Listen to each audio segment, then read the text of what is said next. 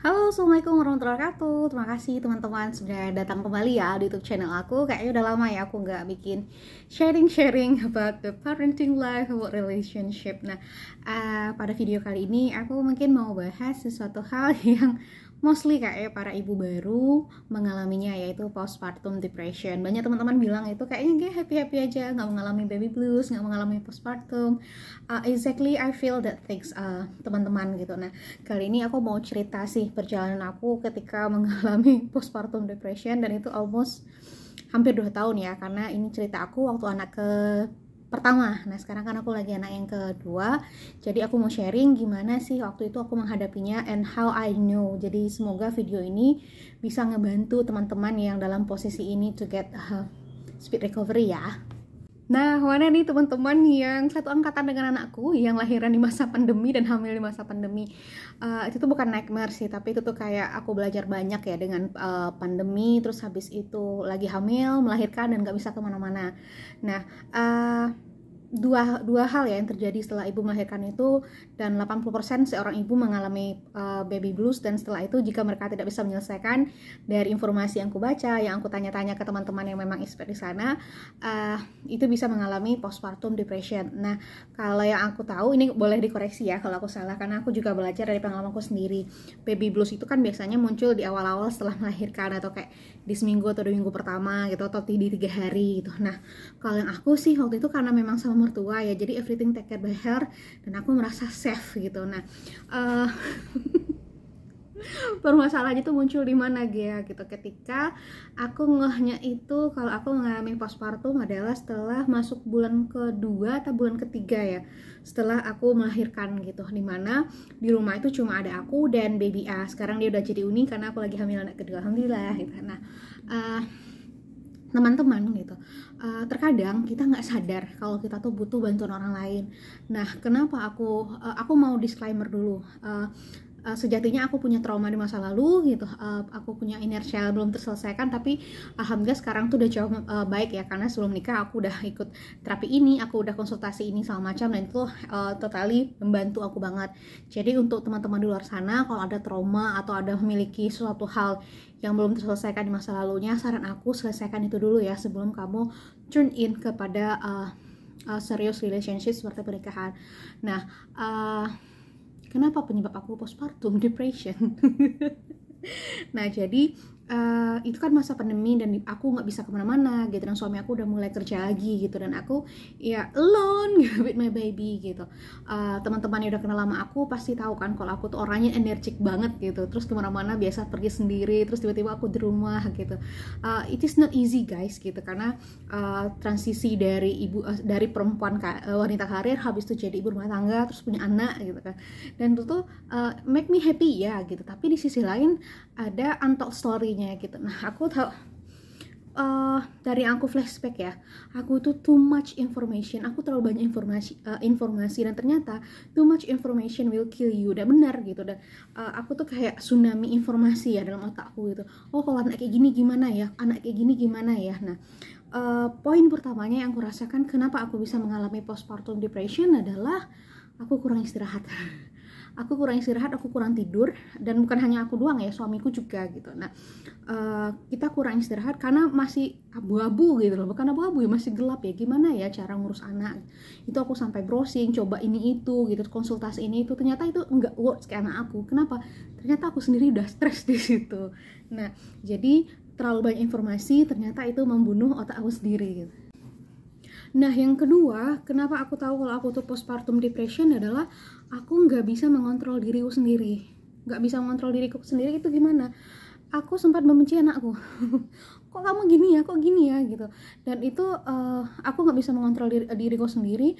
Aku sampai bukan ada melakukan ya. Aku sampai kayak ini kenapa sih gitu, dan itu terjadi berulang gitu. Nah, dan waktu itu aku belum ngeh bahwa something wrong dengan diriku gitu. Nah, ketika something wrong ini terjadi, kan nggak ada yang tahu ya, kan cuma ada aku gitu. Nah, alhamdulillahnya aku mendapatkan full support dari suamiku ya. Kamu gimana hari ini gitu. Nah, jadi buat para suami di luar sana, kalau istrinya sendiri tolong ditanyain ya, dia tuh oke apa tidak gitu. Nah, jadi aku cerita, mungkin suamiku ngeh ya, kok ada yang beda dengan istrinya gitu. Dan aku denial gitu, enggak, aku baik aja kok gitu. Nah habis itu ada pada titik aku tuh teriak nggak jelas gitu, kok ini nggak bisa gitu, ini nggak bisa. Aku nggak bisa mengontrol diriku. Ketika aku mau masak nggak bisa, anak tiba-tiba rewel. Ketika aku mau ini, anak nggak mau nyusu gitu. Aku mau mandiin, dia teriak gitu. Kayak ya benar kata orang gitu, anak itu akan tenang kalau ibunya juga tenang gitu. Anak akan lebih rusuh kalau ibunya juga rusuh. Nah di situ malamnya suamiku bilang, kamu kayaknya nggak kayak biasanya deh gitu.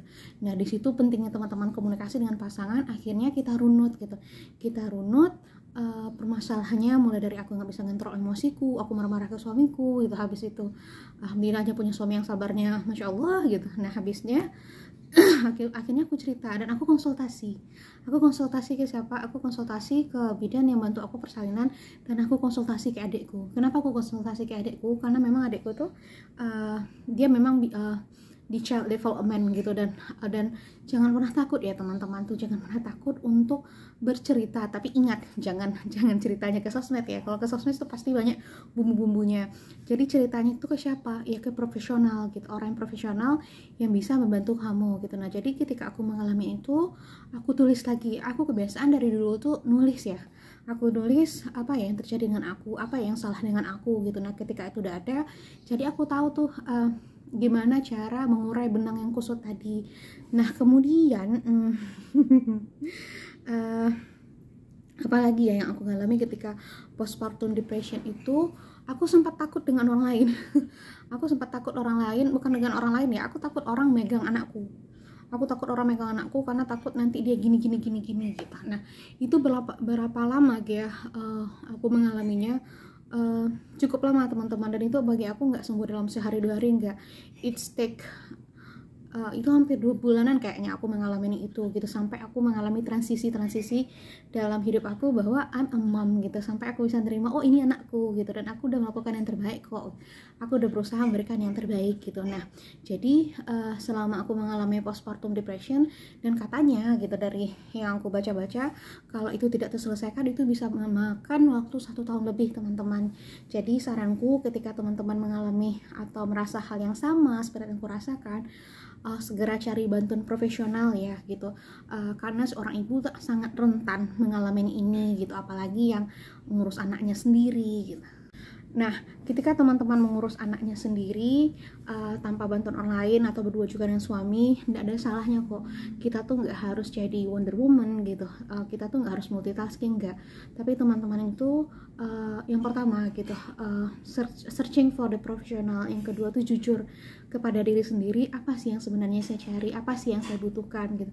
Ketika teman-teman butuh ya nggak apa-apa gitu. Nah, habis itu selain butuh istirahat yang cukup, teman-teman juga pastikan mengkonsumsi makanan yang bergizi, karena kalau teman-teman capek gitu, teman-teman kurang asupan nutrisi, teman-teman nanti juga bakalan capek juga gitu, dan itu efeknya ke anak yang bikin ASI seret. Aku alhamdulillah sih ASInya lumayan lancar waktu itu, udah makan deras. Nah apa yang aku lakukan ketika aku udah tahu bahwa aku mengalami postpartum? Aku searching what exactly that I love gitu. Aku kembali lagi ke bisnisku gitu. Aku mencari lagi mentorku gitu. Habis itu aku bilang aku mau fokus lagi, bantu aku, tapi ritmenya tidak seperti sebelum aku melahirkan. Jadi yaitu tadi teman-teman gitu, ketika teman-teman mengalami hal ini, maka searching for help ya, it's okay gitu. Nah itu sih cerita aku tentang si postpartum depression. Bagi teman-teman atau ibu-ibu yang sedang mengalami atau yang sudah melewati, boleh dong share di kolom komentar. Yuk kita saling save ibu-ibu di luar sana, apalagi yang tidak mendapatkan pertolongan. Jadi curcol ya, itu oke kok karena ibu-ibu gitu. Kalau teman-teman merasa video ini bermanfaat, boleh di share ya, dan tinggalkan komen atau share dan subscribe video ini. Sampai jumpa pada video selanjutnya, dadah.